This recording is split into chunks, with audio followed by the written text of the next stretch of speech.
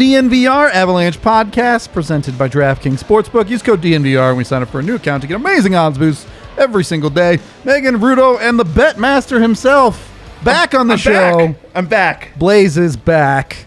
Good news for people who like making money on DraftKings, I guess. Yeah, we'll see tonight. Avs are not an easy team to bet on this year. Put it that way for sure. Avs taking on the Seattle Kraken. At least Berkey and Grubauer of the ex-Av cavalcade are in there. It looks like Donskoy probably not going to play. But, you know, is Seattle just slowly becoming Avs West? Oh, I think the records say it's otherwise. Avs from the mid-10s, maybe. 16? Rough. Sure. Don't put that on them. At least they're doing it on purpose, kind of. Are they tanking? They did last year, I'll put it that way. But they're just not as good at tanking as the Central Division is at tanking. So, Man, I don't know if their coach wants them to tank another year. I think his seat might be on the line. Yeah. You think?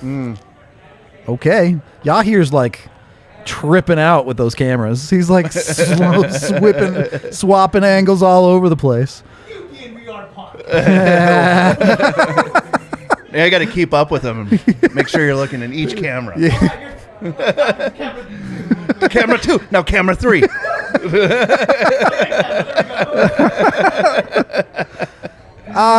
Look, on paper, Seattle's a team the Avs absolutely should beat. What's key factor number one here, Megan? What do the Avs got to do to win this game? They got to stay out of the box because they're not confident in the penalty kill right now. It's still 50% effectiveness. That is not good. It's not good. And so when does the penalty kill being so bad become a serious concern? Because it's game 5, you're giving it some time. How long of the leash does it have? I'm not sure how to quantify because you're right. It is something that doesn't concern me greatly right now, but one of the concerns too is that there hasn't been changing personnel on the PK, and they're struggling with things that, you know, it's not like there's lots of new people that need to relearn these systems, and so I don't know what it is about the execution that is happening so differently for them right now, because not much has changed there other than an off season has happened and they're just finding their legs a little bit, but it does seem like they're just in their heads a little too much. So those seems like things they can overcome. I don't know if like December feels like a time to begin worrying. I don't know. Well, you saw this last year, though, right? Like, they put in a new system. Guys had a hard time figuring out what they were supposed to be doing. There was a lot of breakdowns, a lot of goals being scored on them. And they didn't really waver from it. They just kind of let it work itself out. And by the end of the year, it was great. So I think they were going to give them quite a long leash here. Now, the system's been in place for a little bit. They're still a little struggling, but this is a new personnel that's kind of there. You do have a lot of similar guys on that PK unit. So Right. I don't know. It's one of those things where I think you're right. I think they're going to give them a long leash. December sounds fine. Are you concerned about any of that stuff until, you know, the springtime rolls around? Yeah, I mean, are you concerned about anything until springtime with this hockey team? True. I mean, unless something goes real south real fast, you're not too worried about the regular season. But teams like Seattle are ones you got to beat to not be worried about things. For sure. So we'll see exactly how it goes. Obviously, the Avs do have to make some adjustments on the defensive side today. Devon Toews is out, probably going to miss the Vegas game as well, but there are no broken bones, nothing serious, just a little bit of soreness in the leg. So, Yeah, they said like 1 or 2 games.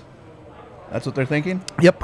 That's not bad. So, long term, totally fine. Tonight, Bowen Byram is going to get his shot on the top pairing. That's right.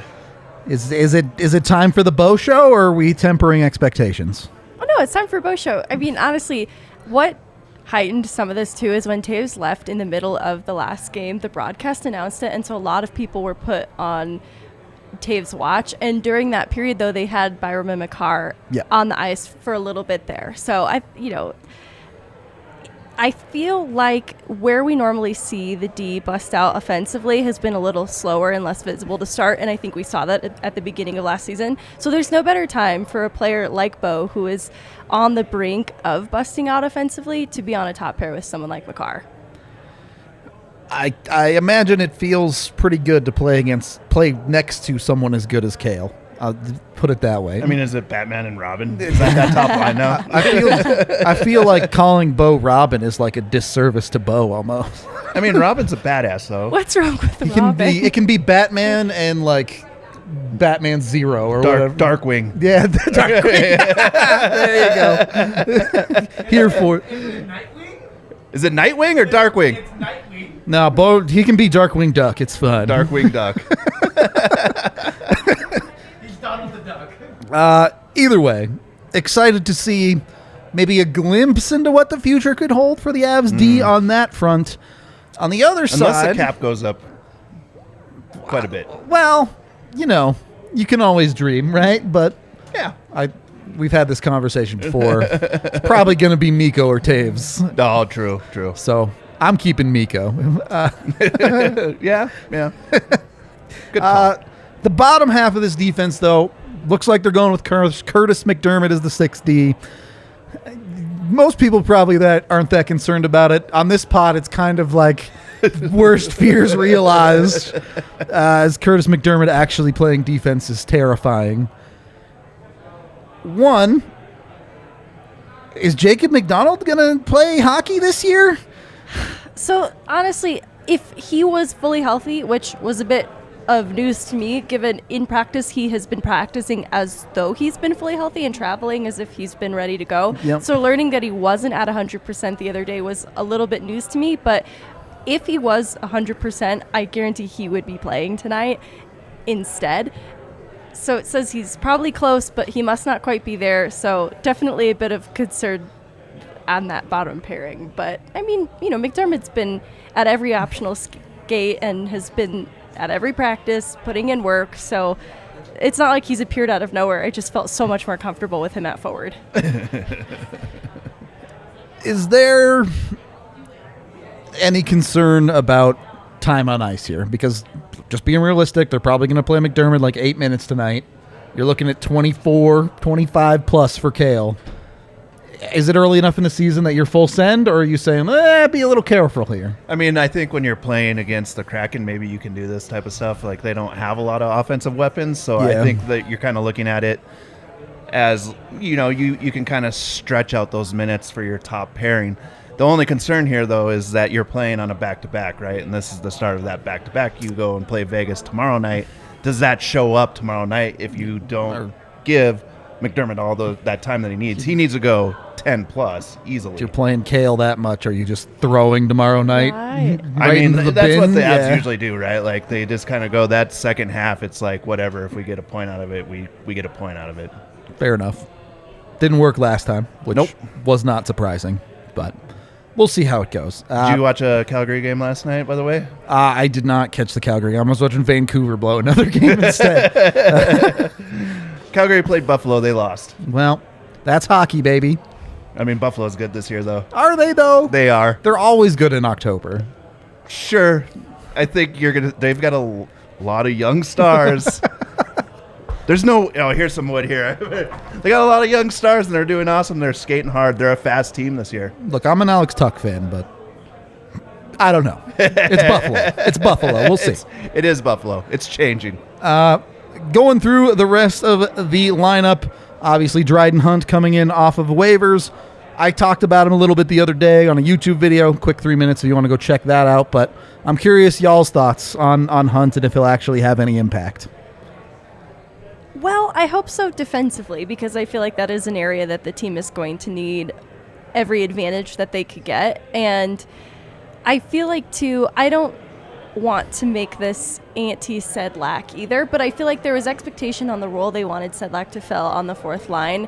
And we've talked about even what it is that Bednar has wanted out of Bleed and the things that he has liked about Bleed's game. And I feel like Dryden Hunt kind of hits on what both of these players failed to bring visibly, and it was being a punishing player every shift without being a liability. Yep. So offensively, I don't have high expectation, but I do expect that fourth line, especially as it's going to run tonight, to be defensively sound and to honestly just give, like, line by line, give Seattle a little bit of a hard time. I mean, he's going to make an impact. That's what Right, what like he does. physical Make an impact. Literal impact. Yeah, Right, literally. exactly. I think we'll make an physically- impact.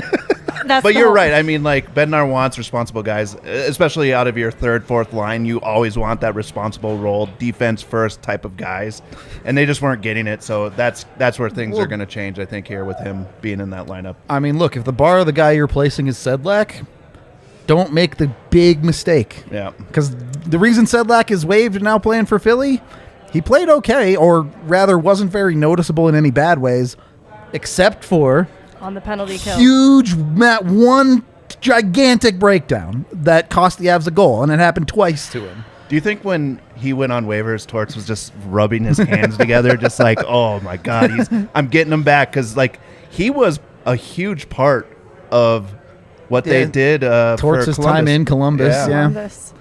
So it's every NHL head coach just trying to get the guys they used to have back. No, exactly. Always. It's like what he is right now. I don't know if it's that transition from the KHL is just happening slower for him at the NHL speed now, but I just don't know if he's the same player that even Yeah. Bednar remembers. I don't think he is, if I'm being honest. Yeah, he was But- such a nice guy. Like, I'm really rooting for him, but hard to say. See, that's a you problem. I don't have to go into the locker room, so I could just be like, That's so fair. That's so true. There isn't a single one of them that I've been Man, like, that you know guy what? sucks. I'm rooting against you. I don't have to. Right. I don't have to see him ever. So yeah, No, he's boo, tomato. No. rounding out the depth, it is going to be Anton Bleed with McDermott playing on the defensive side, so they're going to have 12 that way. Same thing Blaze was talking about earlier. Can the Avs get 8-10 minutes out of these guys because it's the front half of a back-to-back? Or are we going to see 6 minutes tentatively? I don't know. I really don't know what to expect out of this depth. At this point, you're starting to move into territory of we'll take it from anywhere. JT Compher wants to score a goal. Newhook, Erod, Bleed, Kaut, whoever. You would not complain at this point. So let's do a little bit of a heat check. Who we feel it in the bottom 6? That's pretty depressing. Wait, did Newey get bumped back up to the second? No, he's on third, I think. He's on the third With Erod, line. though, right? and That then- started last game. and then it ended up being the second line Yeah. in usage. Well, But then I'm going to go with the third line. I'm going to go with Newey. I'll allow it. Well, yeah, that feels like actually a pretty good third line. It's Yeah. just then you look at the second line and you have to, it's like also a third line. Yeah. That's not good. Less good. But yeah, I'm looking at honestly like an Evan Rodriguez or a Newhook in the bottom 6. Okay. So we're just going to stick with that answer until one of them scores. Has to I'm be just- Newhook or I'm just Erod gonna say indefinite. 6 names, and one of the bottom 6 is going to be right. Yes. I'm heat checking the bottom 6. Newey had a great chance last game, and He he did. put it center mass into Yeah. the goalie, though. Yep, he did. Kaut had a couple decent chances Yeah. that he I liked airmailed his third to. period. It genuinely, that was a good game from Kaut the other night. You'd really like to see him build on it tonight. Absolutely. And look, this is his opportunity. They're giving him the minutes. They're giving him time up in the lineup. If he's going to earn a roster spot, now's the time. Yeah. So Truly. hope for the best for Kaut, for sure there. And look, where they're at this point, Darren Helm's timeline's still a bit unsteady. They need someone to fill that role a little bit longer term now.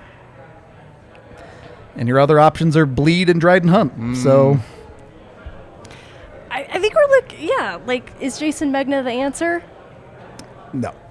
No. I was just wondering. You could not pay me to tell you that Jason Megna's the answer. And not even anything against Jason Megna. He's a great quadruple A player. He can absolutely fill for a short time for you there. I agree. But For what it's worth, I is he agree. going to give you quality NHL minutes? Probably not. Yeah, he's the kind of player you want to bury in the lineup Yep. and kind of shelter his night. So that sounded really mean. Just temporarily. It's easing him in. Easing it in. Yeah. Yeah, well, they've got to endure a little bit here for several absences, so. Well, not worth nothing. AJ talked about this the other day. He also wears the C for the Eagles.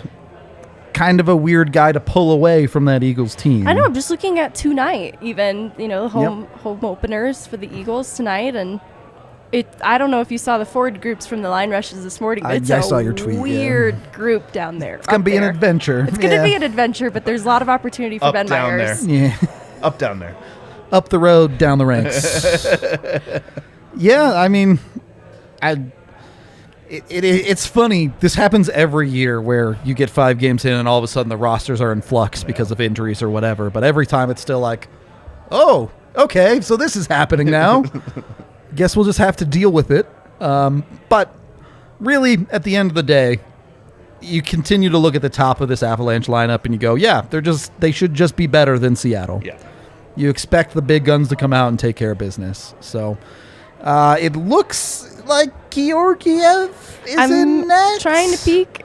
It was supposed to be Francouz. I think it is Georgiev. So a little bit of a last second switch there, maybe. I don't know. Interesting. Just peeking. Yankee against Vegas. What are your thoughts on Georgiev so far? He's got to do better. He's been kind of just an average goalie, maybe a little below average, I think, for this group, especially with the defense that's in front of him. Now, I will say that there has been some hiccups in front of him as well on the defensive core. Like, I don't think Cale Makar has really shined where he usually does, but we've seen this like every year with Cale, where it takes him like 12 games. Yeah. Like it's weird. It's a bad October, and then all of a sudden he becomes elite, and everybody else just kind of follows suit with it. I love that we get to say it's a bad October and he's a point per game Yeah. player. He's actually like No, I'm saying offensively, sure, he does great, right? It's Yeah. the defensive things where you're used to him just stopping guys dead in their tracks, and he's, we saw where he got walked. Yep. It was a weird game against the Wild where I don't even know who walked him, but it was a bad sequence, and then he went down and scored or got an assist. Yeah. Megan, you're going to add there? Oh, no. Okay. I've liked Georgiev. I think my brain was thinking to Darcy Kemper's start in Colorado, and I don't think they're even starting off so differently. And I still see a lot of untapped potential for him. Oh, for sure. It's at times it looks good, especially when he's on. It feels like he's super square to pucks. The rebounds are still a little bit whoa, but That's every goalie. some days. For some reason, the Avs they get to OT and they just fall apart. Yeah, I can't even talk The about clapper, it. the clapper from the top of the circles though is hilarious to me. that game went to OT. They threw out Mac and Miko, and AJ and I on the watch along was like, all right, game's over. We'll see ya. Because you just know. So maybe try to avoid overtime in this one. Blaze, give us your bets live and in person. Live and in person. All right. I'm going to go that the Avs aren't going to have the curse of playing the Kraken and playing their, past players. No so shutout? I got the Avs with the puck line with 1.5 at plus 100. So Even money to cover. yeah, they gotta score 2 more. They should. I mean, you get the empty netter, right? And that's how you hit those bets. But I do believe that old Avs players will do something. So I've got Berkey with an anytime goal scorer at plus 295. So if you want to bet against the Avs, there's some money there. It's so sad that feels like free money. And then I got Phillip Grubauer having over 29.5 saves because I think he's going to get pummeled tonight. I agree. Actually, I think the Avs are going to shell this hockey team. Yeah. That I I'm looking expect. at like 39 shots on net tonight. Wow. Yeah, so, Drop the hammer. yeah. Their defense is not good. One last thing. Do we know, or what do you want to see, I suppose, on that second power play unit? Since they're not going to run 3D without Toews. I have a prediction, honestly. They were already rotating Comfer and Rodriguez in and out. I think they're just going to let both Comfer and Rodriguez Run the be in double. that There you second go. unit. Really? Yeah. Okay. Blaze doesn't love that idea. I mean, you rely on your first power play unit, so whatever. True enough.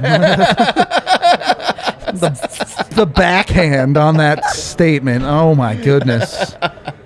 Anyway, we're going to wrap up the pregame show for you. Got a watch along coming in just 5 or so minutes. Be sure to tune into that. Come watch the game with me. It'll be fun.